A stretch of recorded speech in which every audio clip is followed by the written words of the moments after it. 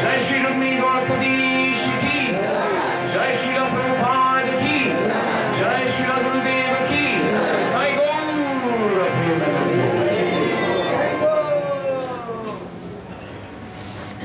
ओम नमो भगवते वासुदेवाय।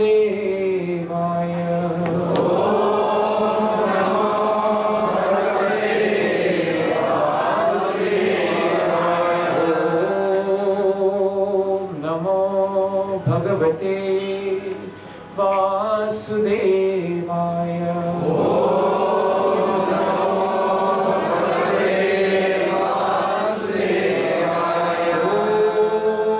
नमो भगवते वासुदेवाय।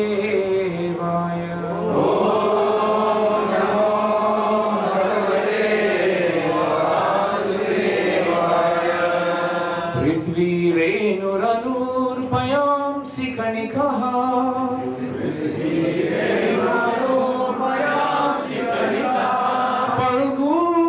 फल्गुस्फुलिङ्गो लघु तेजो निश्वासनं मरुत्तनुतरम् रन्ध्रं सुसूक्ष्मं नभः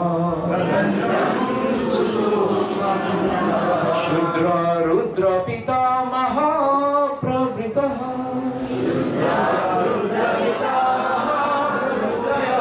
कीता समस्तासुरा दृष्टे यत्र सतारको विजयते श्रीपादधूली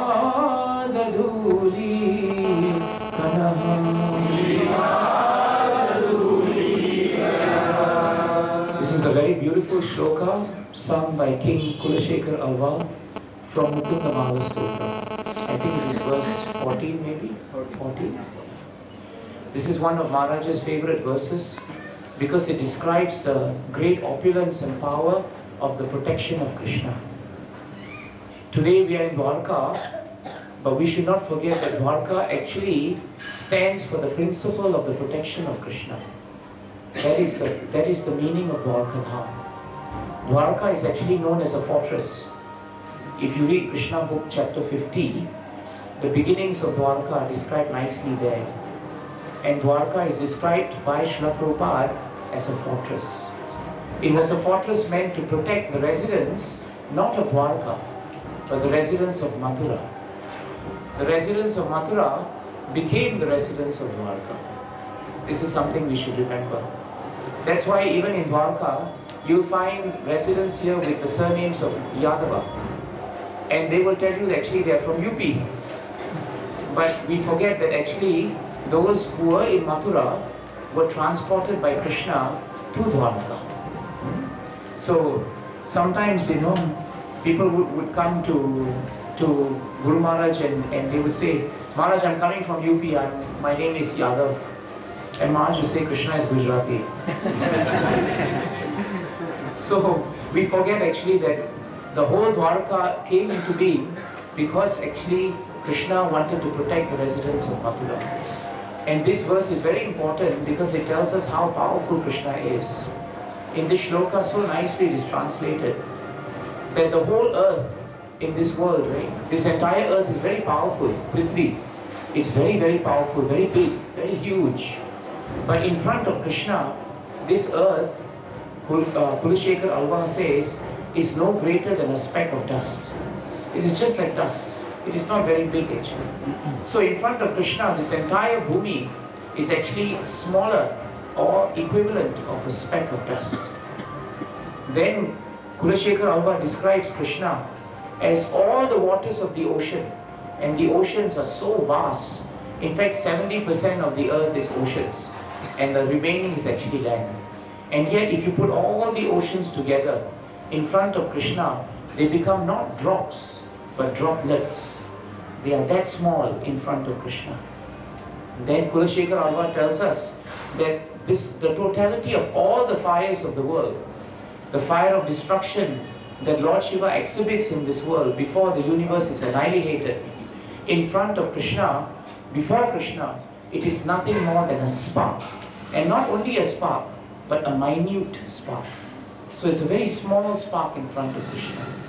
Then Kulashekar Alva tells us that the great winds of the world, which are so powerful, winds are so powerful that they can actually move so much of powerful objects. Literally immovable objects can be moved by winds. But in front of Krishna, they become nothing more than a faint sigh. Like that. It is nothing in front of Krishna. It is nothing in front of Krishna. Then Kulashekar Alva says that this entire vast expanse of space, the space that we have in this entire world, above the sky, that whole space, in front of Krishna, it is nothing but a tiny hole, like a navel, very tiny in front of Krishna. There's nothing in front of Krishna. Then Kulashekar Alva goes on to say, Shudra, Rudra, Pitamaha.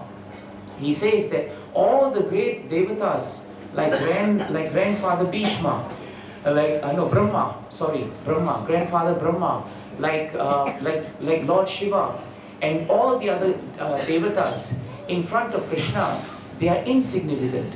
In fact, the devatas are considered to be like Kita Samasta Suraha.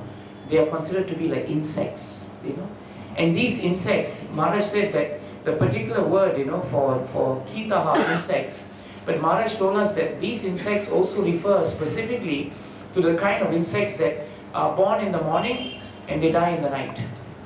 So they are considered very, very fragile and small insects. So they are very powerful to us, but in front of Krishna, they are actually insignificant, right? So even though Brahma and Lord Shiva are powerful, in front of Krishna, they are actually subordinate. And one last point, right? And the last point Kulashekar Alva says is that even one particle of dust that you take from the Lord's feet is actually so powerful that it will conquer all the fires, all the winds, all the space, all the waters, and all of earth. Everything can be conquered by just taking one speck of dust from the lotus feet of Krishna. And that is why once we see Krishna, like today we have seen Dwarkadham and Rukmini Devi, and today some of us have gone in the morning to take darshan of Dwarkadham himself. Just like yesterday we went to take darshan of Krishna in his palace, as Dwarkanath.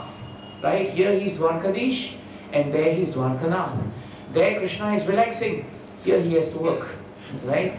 Here he has to work very hard because we are all coming and praying and putting everything on Krishna. Krishna, please help me. My job is not good.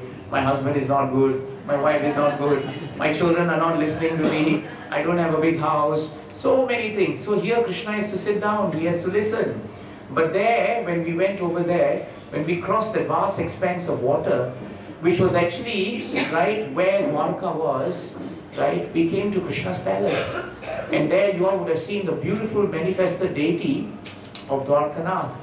I'm sure you would have seen the spot where Krishna sat down and where Sudama came and Krishna made Sudama sit down, and he washed his feet and smeared his feet with sandalwood and massaged him and took so good care of him. So that is Krishna's palace. This whole city, right, is so powerful because Krishna is so powerful. So that is why when we remember Krishna through these beautiful shlokas, we can come to understand that Krishna actually erected Dwarka for the protection of his citizens. He did that. And that is why Krishna is always our supreme protector. But Krishna just does not only protect our body, Prabhus and Matajis. More important than that, Krishna protects our consciousness. That is very important. That is why Krishna told Arjuna, Chetasaha sarva karmani, mayi sannyasa mat paraha, buddhi yogam upashrita, and what is the last one? Mat chitta satatam. That means, in all situations, just depend upon me. That's it. Renounce all other activities and just depend upon me. So therefore, the more we depend on Krishna, the more Krishna protects our consciousness. Sometimes we think that our health is very important. It is very important. Shukadeva Goswami tells us in the first canto of Srimad Bhagavatam that one is allowed to pray for one's good health. It's the only material thing, so to speak, because this body is the temple of God, and this body is the vehicle to go back to Krishna. That is very important. So we must take care of our health. But having good health and having not good consciousness is not very helpful. In fact, if our mind is disturbed, our health and the body actually goes. So a healthy mind can only come when we are Krishna conscious. And therefore, Krishna's real protection is when he keeps us in consciousness of him. This is very important. That's why Krishna assured Arjuna, Mat chitta sarva durgani, mat prasada tarisyasi. If you are conscious of me at every junction of your life, then by my mercy, right, mat prasada tarisyasi, you'll be able to cross all obstacles of conditioned life. So Krishna is giving us the way to be under his protection. So we should not become disturbed, Prabhus and Matajis, if our situation is unfavorable.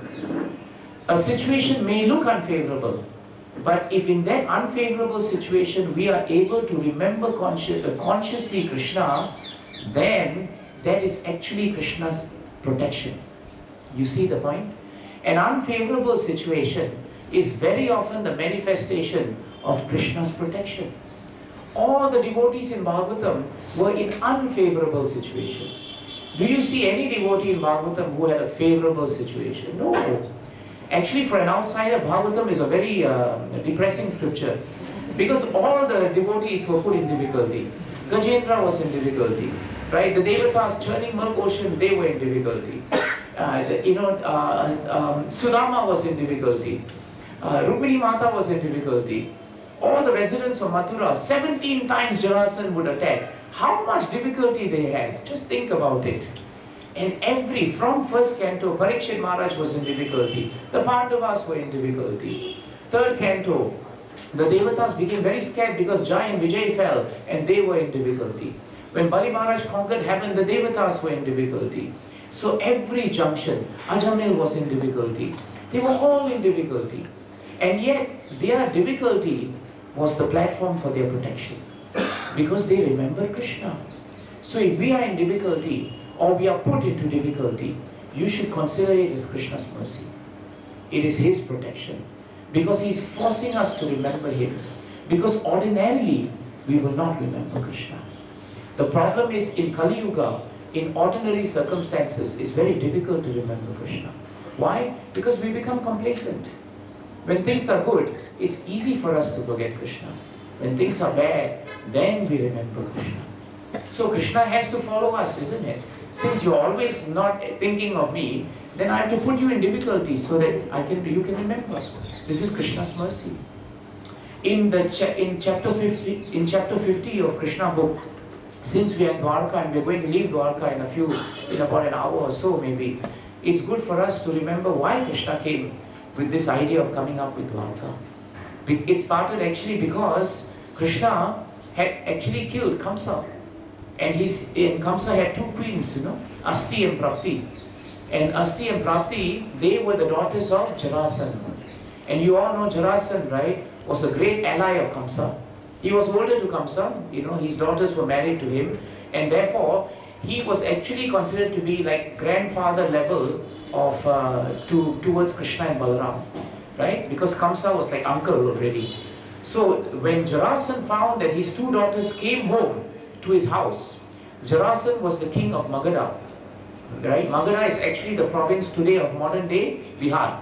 That's why so Maharaj said Jarasan was actually Bihari. Maharaj said, you cannot play a fool with Biharis, they are very powerful. Jarasan was also very powerful. So he was Bihari actually. So actually Jarasan was very upset when Kamsa died and his two daughters came back. They were pitiful.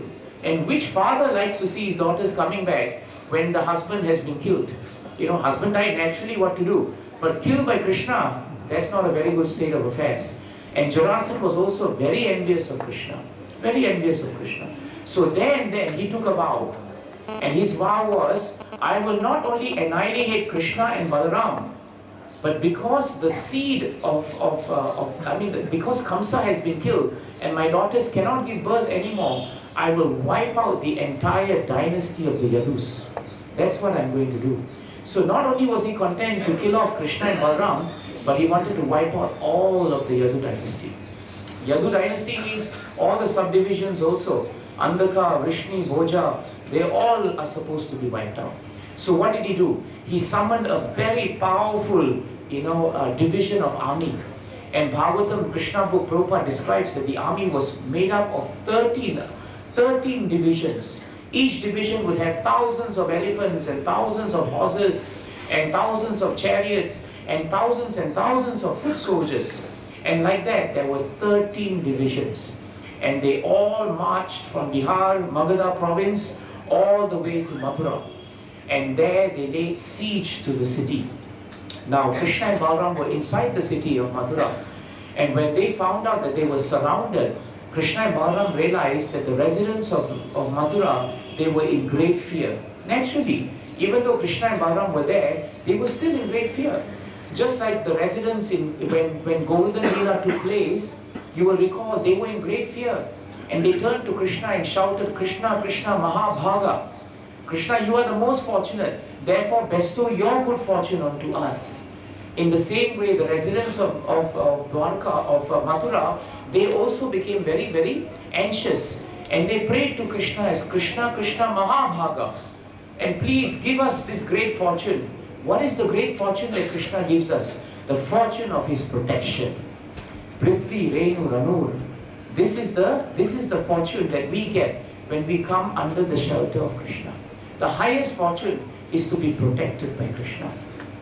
And so Jarasan laid such a great siege, and Krishna decided that they had to come out now. What to do? They had to do something. So when Krishna and Balaram were contemplating that way, that what should we do about this great siege that Jarasan was doing, two beautiful chariots from space, they descended into Mathura. And the chariots descended in such a way that Bhagavatam tells us they were fully equipped for warfare. They came complete with horses also. And Daruka, the charioteer, was also available for Krishna. So you can see when Krishna wants something, it comes in full package, right? Everything just came like that. And so when Krishna and Balaram saw the chariots coming from space, they decided that now it is time for us to defend the residents of Mathura. So they came out, they equipped themselves, and they came out. But when they came out with a very small army. Bhagavatam tells us, they came out with an army which was much smaller actually than the army of Jarasan. Much smaller. But curiously enough, Prabhupada starts that line in Krishna book by saying, curiously enough, when Krishna took out his sarangan bow and put the arrows to his bow and he pulled back the bow, and when he made that sound of the bow being pulled back, and before that, when Krishna and Balaram both blew their conches, all the great powerful Akshauhini divisions of Jarasan, their hearts began quaking in fear. Some of the soldiers, not only did their hearts quake in fear, but their hearts skipped a beat. Have you ever had your heart skip a beat? If it does, they will say, you have irregular heartbeat. But irregular heartbeat can come when you listen to Krishna's conch shell also. Because if the demons hear Krishna's conch shell, they start getting heart palpitations. When the devotees hear Krishna's conch shell, they become jubilant. So just by hearing the conch in the morning of Mangalarti, you can come to know whether you're demon or devotee. Right? You can hear, when you hear the conch, am I getting heart attack or am I being blissful? So like that, Krishna blew his conch shell, and Bhagavatam tells us that all the powerful soldiers, they became so afraid of Krishna. And so Krishna then started releasing arrow upon arrow on all the armies. Now Krishna and Balaram, before they shot the arrows, Krishna book tells us that they began contemplating deeply upon their mission of coming to this world. They contemplated deeply about why we are here. If the Supreme Personality of Godhead can contemplate deeply about why He is here, I think we should contemplate deeply about why we are here. Isn't it true? So many times in Krishna book, if you read carefully, Krishna will stop and He will contemplate and meditate. And this is what we must do also. Maharaj told us very often, don't do devotional service like a ritual. Just don't do it because I have to do Hare Krishna, Krishna, Hare Ram, Ram, Ram, Hare Hare. Don't do it like that. In fact, you should contemplate on why you are doing it, and then you do it. That 1 minute or half a minute or even 30 seconds of contemplating makes all the difference in the quality of your chanting. It makes all the difference in the quality of your study. Makes all the difference in the quality of your sadhana. But we are so rushed, that we just want to do something and get it over with. But here the brothers, they stopped and thought carefully, what is our mission in this world? And our mission is to protect our devotees. And who are the greatest of devotees? The residents of Mathura. So they became convinced that now our mission is not only to protect the citizens, but we have to annihilate all the divisions that are in front of us. In fact, Krishna thought that maybe I should kill Jarasandha.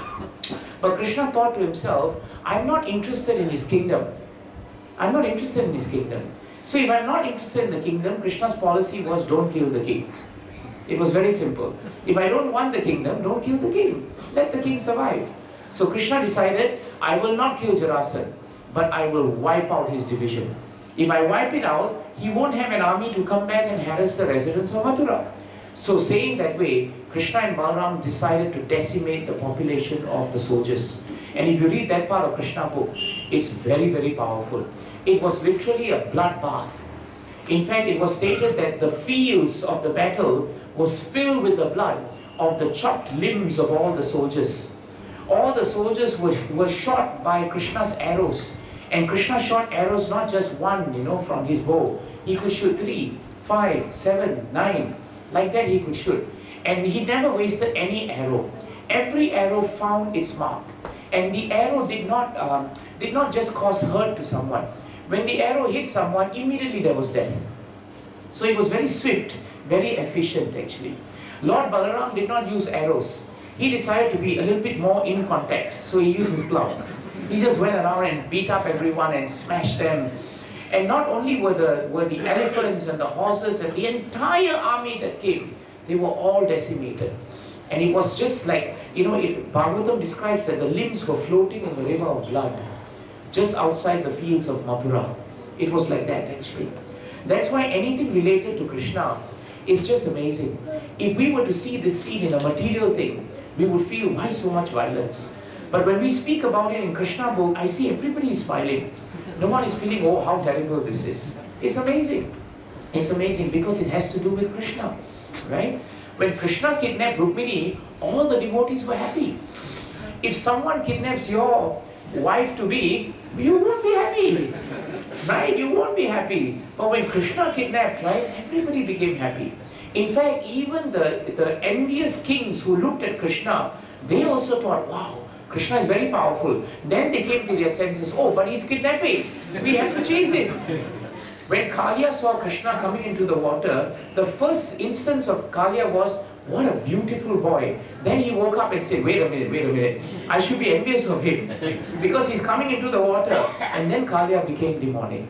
You see, Krishna is so powerful. If the demons don't want to be demons, they can also become devotees. They can also become devotees. So like that, Krishna decimated the first batch of the armies that came. Only Jarasandha survived. No one survived. Only Jarasandha. Not a single creature survived. And Balaram tied up Jarasandha, slapped him around, and then brought him before Krishna.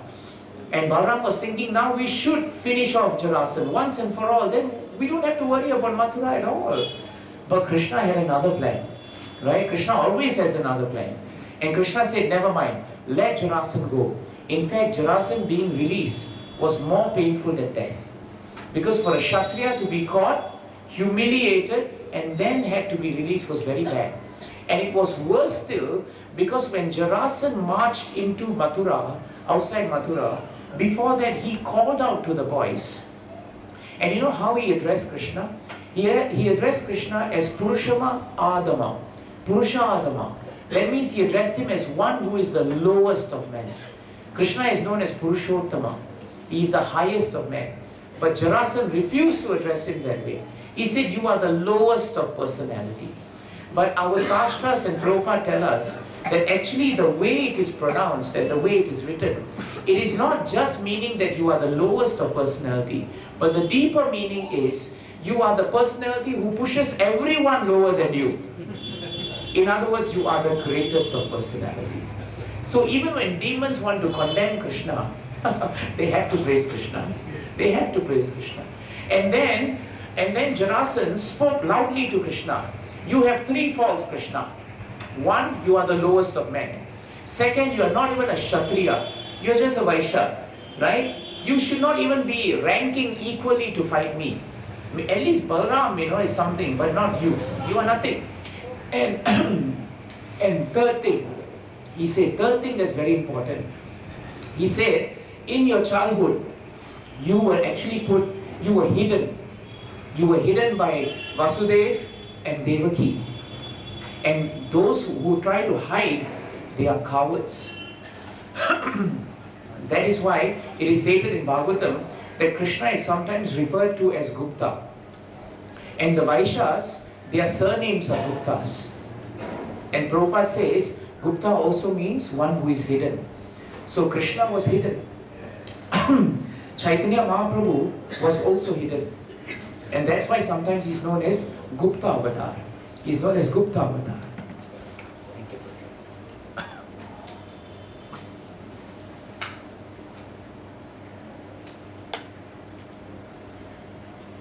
So then after that, then Prabhupada writes in Krishna book this nice point.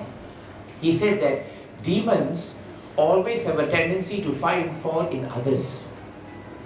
They never see good in others. Jarasandha walked up to the point of Mathura, and all he could do was to condemn Krishna. And this is demonic nature. He never saw anything good in Krishna. So it is very important for devotees. Don't come to Holy Dham and find fault.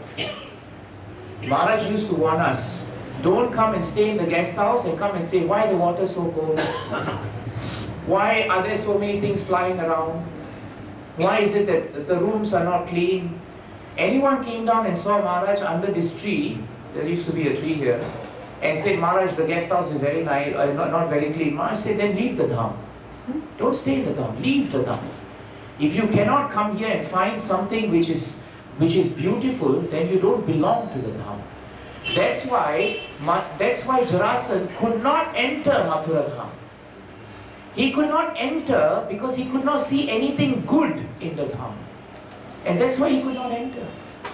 And Maharaj told us, even if you enter Dwarka and you find fault with it, actually you are outside of Dwarka. You may look physically inside, but actually you are already outside. You're outside. This is very important. And he also condemned Krishna. The fourth fault of Krishna was that you are the killer of your own relatives. In other words, you kill Kamsa, your own uncle. But Prabhupada writes that Jarasandha conveniently forgot that Kamsa killed so many of his own nephews. His own nephews, Kamsa killed left, right and center. But then he forgot. And Prabhupada says that's another quality of the demon. They see their own faults, they never see. But other people's faults, they are very quick to find. Maharaj said they would keep a file, In the file, they would keep the faults of everyone. Every day they would look at the faults. So are we devotees or are we demons? It's very important. When you come to Dham, even in your dreams, you should not find fault. And please don't find fault and fight with devotees in the Dham. If you have misunderstandings in the Dham, Maharaj said, you are already outside of the Dham. You are not in the Dham anymore. You are not. And this is another point. If you are in the Dham and you find fault with someone, but you don't say it, and outside you say, Hare Krishna Prabhu, how nice to see you, but inside you are useless, then you are also outside of the Dham, your side. So this is very important. I'm sorry, I'm saying all this on the last day we are at the Dham. I should have said this yesterday. But anyway, what to do, today we are leaving the Dham. But we are also going to Radha Neelamada Dham. So when you go there, right, wherever Krishna is Dham, follow the same mood. And so Jarasan talked so much, and then Krishna told him, keep quiet now, Jarasan. Huh? He said very nicely, great heroes don't speak so much. They just act. So stop talking and fight. And after that, only Krishna decimated the whole population. So that's another thing we must learn. Speak less and do more. Devotees, sometimes we speak and speak and speak and speak. In one lecture, Maharaj was saying, one old lady came and she started talking and talking and talking. And Maharaj said, her mind was disturbed and she disturbed me. And she had nothing to do, so she wasted my time and she wasted her time. So as devotees, there's a limit also to our talking. We should actually contemplate more, chant more. When it's necessary, we should speak. When it's not necessary, remember Krishna. How much to speak? This is another very important point. And so Krishna then finished off the first batch, sent Jarasan back.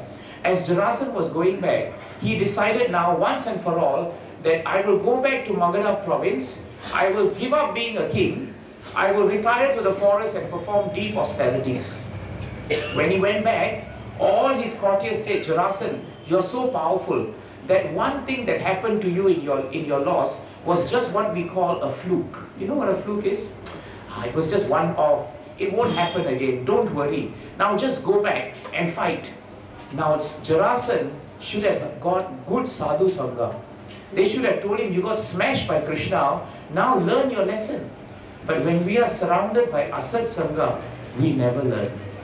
So be very careful, Prabhus and Matajis, that when we come to Dham, when we are in devotional service, who we are mixing with makes all the difference in our devotional service.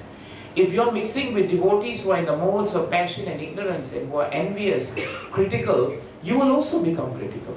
You will find fault. You make comments that you should never make. Oh Prabhu, why you are looking like this? Oh Prabhu, you are very thin. Prabhu, you are very fat. Maharaj used to get very irritated with these comments. Why must you say these things to people? These are all symptoms of your own critical nature. These are symptoms of your demonic mentality. Maharaj would get very upset with us in Dwarka if we spoke like this to each other. He said, stop it. Don't do these things. So therefore, Krishna was very particular that no one can enter Mathura with this mentality.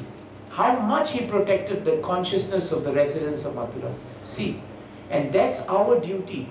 Each yatra must protect each yatra's conscience and each yatra's consciousness. That is the duty of each yatra. We must help each other. Now when we go in the bus to Dwarka, back to Rajkot, what are we going to speak to each other? If there's nothing that we can speak about Krishna, go to sleep. Better. This is very important.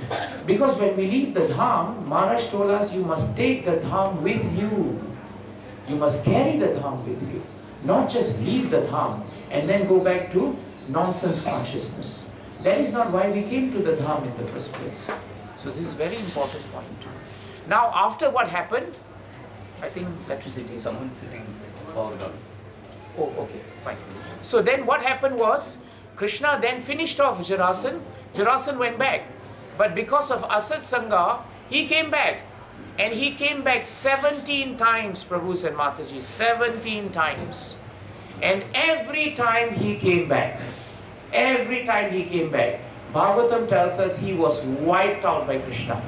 All the Akshauhini divisions were killed. Only Jarasan was left, tied up. Jarasan, please go home. He would go back, come back again. Go back, come back again. The 18th time Jarasan came back, something changed. Not Jarasan, but another king called Kalayavana from the south of Magadha, lower from Magadha. He heard about the opulence of Mathura, right? And after hearing, it was south of Mathura, sorry.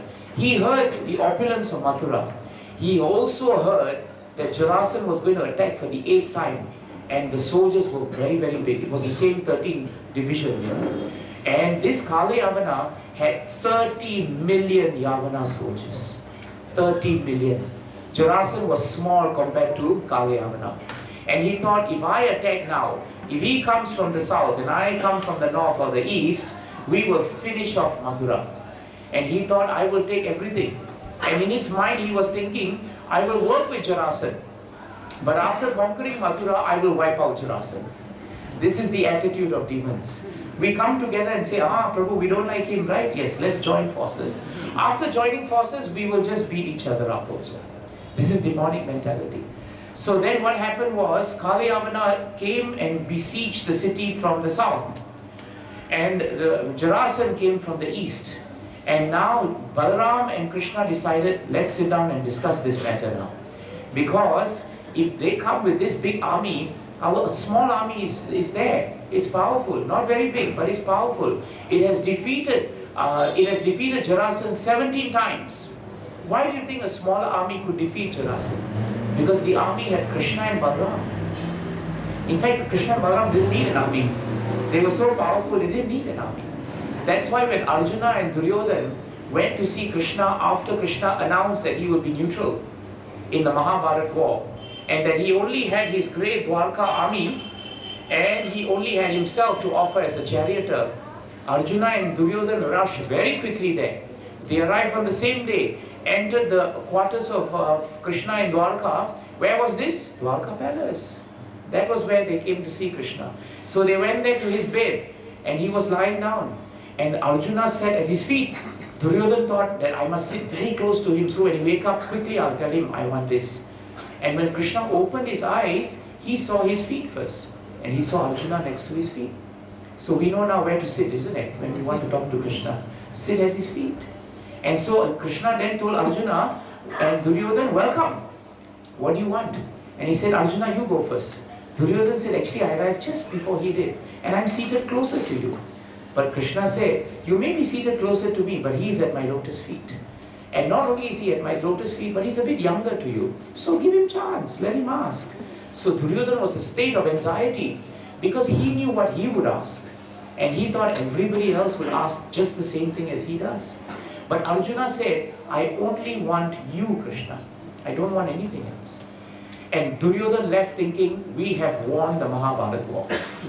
That day he was very sure he had won the Mahabharata war. Because he had enough. On paper, the Kauravas was supposed to win the war. But then Krishna asked Arjuna this question after Duryodhana had left. He asked him, why did you choose me? You could have chosen the army, that would have been better. But Arjuna replied in a very simple way, Krishna, I don't need all your armies. You are the source of the strength of your armies. What's the point of having the army without the source of the strength of the army? I would rather have you because you are the source of everything. And even if you did not have anything, Krishna, you are my dear most friend. If I want to fight this battle, I want to fight it with my dear most friend. See, this is the important thing. That we don't turn to Krishna because he's powerful. We turn to Krishna because he's most near and dear. There's a difference. We turn to Krishna because he's most near and dear, not because he's powerful. Powerful is a natural thing that comes after you surrender to your dear and near, and that is Krishna.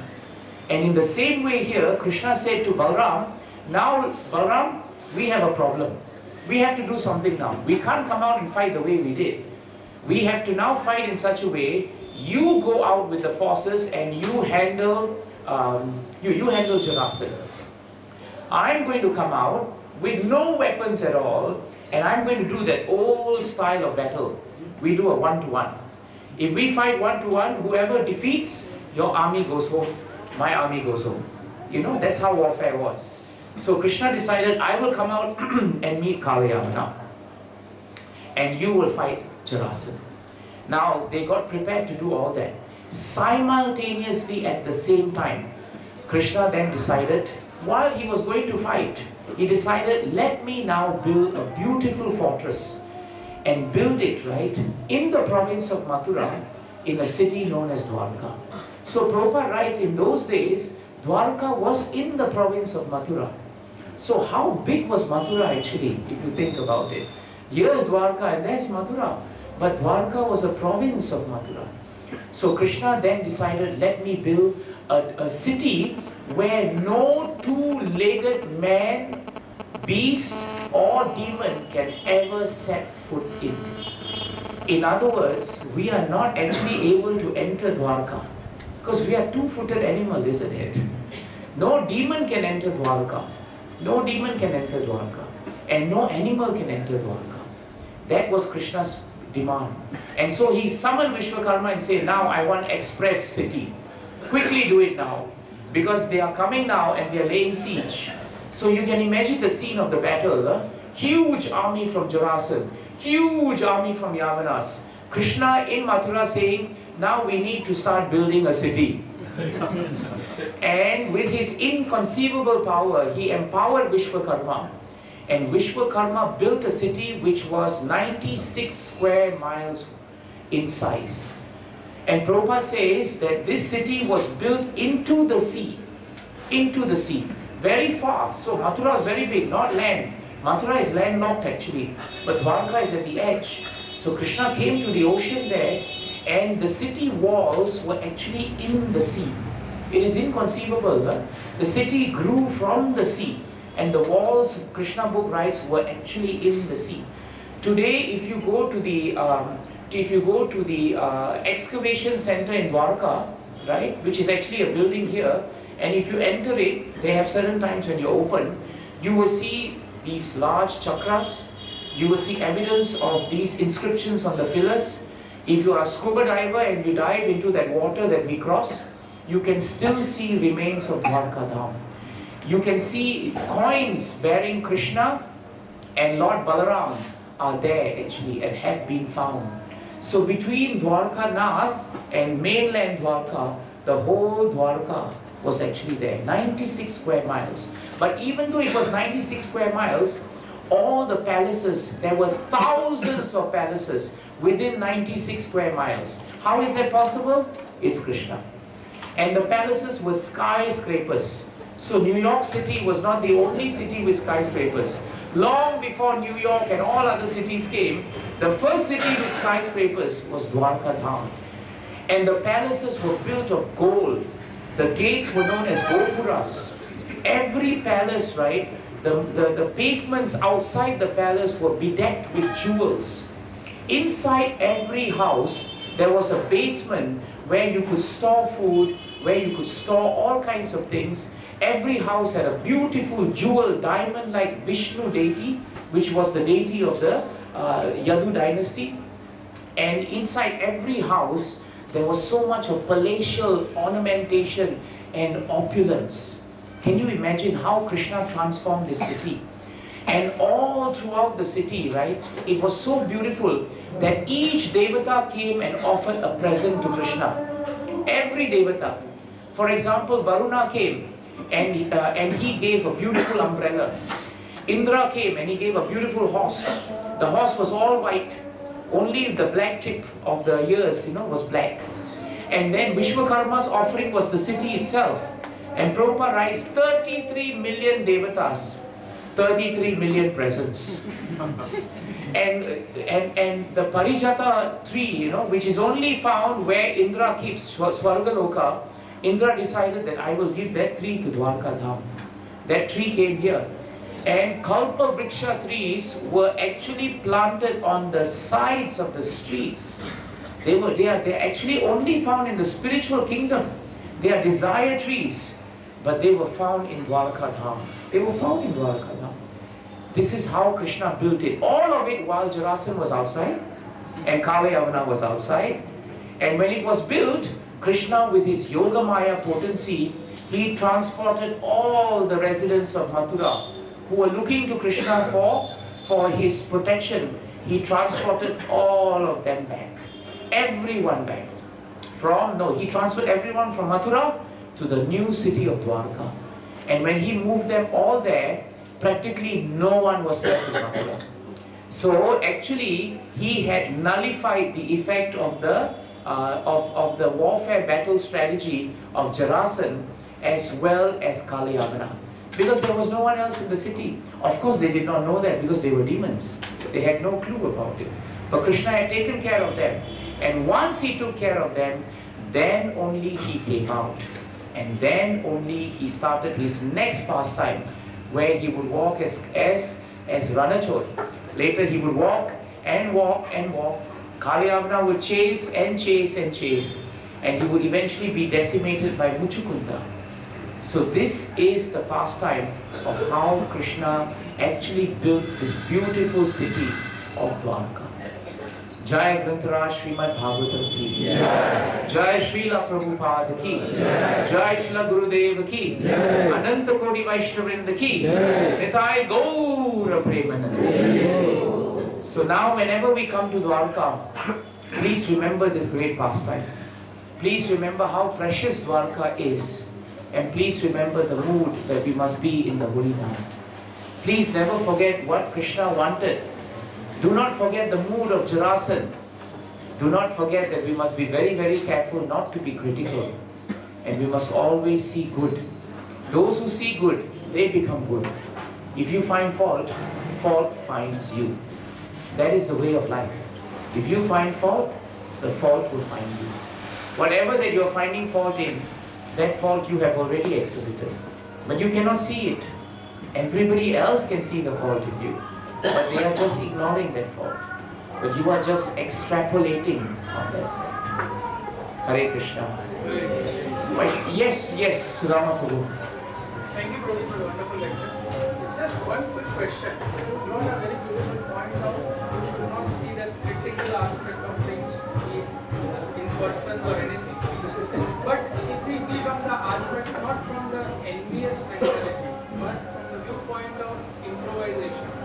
You mean improving? Yes. If somebody is criticizing us, he is showing us something that we might disregard or not see it. So what is the best way, not in a critical way, not in an envious way, but how to positively influence a person so that can be fruitful for him? It's a very nice point. There is only one way in Shastras in which you can actually tell someone to improve themselves.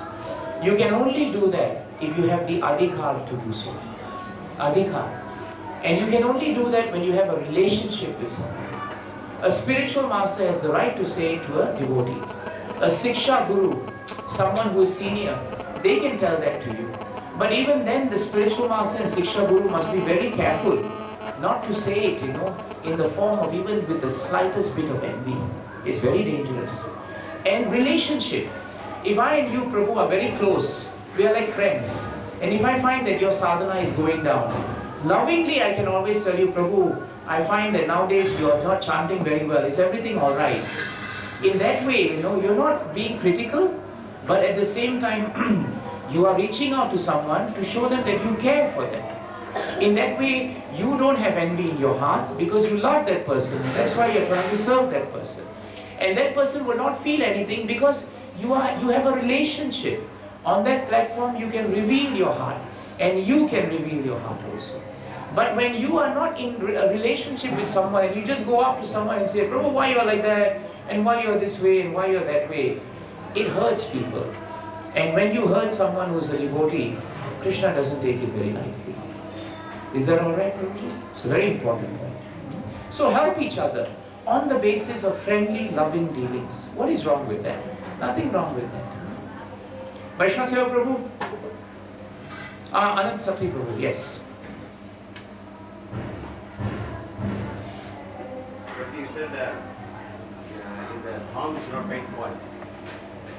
So Prabhupada has given a beautiful, so we are doing each home we have deities, we have Radha Nilvara Dham, Radha Madhavara Dham, or in each home we have dham. So in Dhamadam is not paid for. So that our life will be without politics, no forest. Absolutely, Prabhu. What Anand Sakti Prabhu says is very important. Actually, Prabhupada said Dham is a place where consciousness of Krishna is very intense. So actually, if your consciousness of Krishna is strong, then even your house is a Dham. What Prabhu is saying is, we not only should not be critical in a Dham, but anywhere in life and anywhere we are, right, especially with devotees, we should never be critical of each other. Not criticize it. It's very important. Thank you, Anand Sakti Prabhu. That should be our mood, wherever we are, in whatever times we are. Vaishnav Seva Prabhu? Huh? Oh, okay. Oh, there's one last one. Prabhu is asking, Shamsharan Prabhu? Yes, Shamsharan Prabhu. Okay. Yes, Prabhu. Just thank you, Prabhu, because yesterday only I was remembering this shloka because when we were in Mangla Aarti sitting in there. Mangla Aarti. Maharaj took this shloka when this building was not built, only this platform was there. Yes. Temple platform was there. Yes. And on Mangla Aarti time only Maharaj took that class and just no roof was there, nothing was there, just a bare platform was there. And Maharaj took this shloka only. Amazing. Just Prabhu. before initiation ceremony. Amazing. Just after Mangla Aarti, Maharaj took that class. He was sitting on that platform, bare platform, no. Nothing was there. Nothing was there. He was there. Okay, I can't even remember I was there. So nice. Thank you so much for sharing that, Prabhu. So nice. So Maharaj guides us, always. Yes, Samajas Prabhu. Just one question. The devotee goes on difficult days, so we are. If a devotee, The great devotee goes on difficult days, so we understand that great Krishna protects him. if a great devotee goes into difficulty, we understand Krishna protects him. So how this applies to non-devotee? How does it operate with non-devotees? How does it apply to non-devotees? If we come under the shelter of Krishna through his internal potency, then we are always sheltered. But if we are not following Krishna Prabhu, then Prabhupada and Krishna and our Shastras tell us that we have to fall under the category of the stringent laws of material nature. We will be subjected to the laws of material nature, the laws of karma. So a non-devotee has to suffer the effects and the consequences of him or her. That is something that's there. But devotees can pray for them, Prabhu. If we pray for them, that prayer will be heard by Krishna. We were all non-devotees. Some nice devotee prayed for us. Some devotee prayed that, this fellow is so hopeless, please, help him. This person is so dull, please help him. And Krishna heard that prayer. And today, somehow or another, we are here. So there is nothing to stop us for praying for non-devotees. In fact, Prabhupada started Iskcon for non-devotees. If you think about it, there was only one member of Iskcon. That was Prabhupada. But Prabhupada started Iskcon for all non-devotees. So, you are right, Prabhu. We must pray for non-devotees. And even today, when we are thinking we are devotees, only Krishna knows whether we are devotees or not. Isn't it? Only Krishna knows whether we are devotees or not. Thank you, Prabhu's Mataji. So nice to see everyone here today. Maharaj will be so happy in Dwarka. Dwarkadham is thriving. And all glories, to the team here. Vaishnav Seva Prabhu, the team Antaryami, Aniketan Prabhu, all of them, so many persons. They have come here. They are the background. They are the ones going to sabji market to buy sabji for you and cooking and offering and taking care of all of you. We are really, really grateful to them. Thank you so much. Now I leave you to Rishikesh Prabhu, who is going to make a very important announcement. And then after that, we will have prasad and then we'll get ready. Vaishnav Seva Prabhu. Hare Krishna.